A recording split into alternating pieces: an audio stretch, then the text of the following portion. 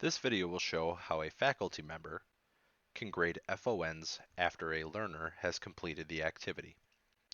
Once you are signed into the account, it'll take you to the main page.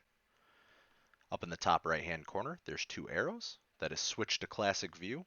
Select that button. It'll take you to a new page.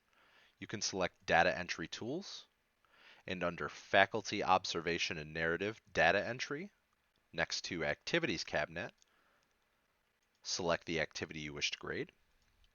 Make sure that the activity lines up and press select. On this new page, next to the case, make sure it's the case you wish to grade, and make sure the learner is the one you wish to grade. Select continue. The video will populate of the student in the room. As you watch the video, you can fill out the questions associated. Once you are finished, click submit, and the answers have been recorded.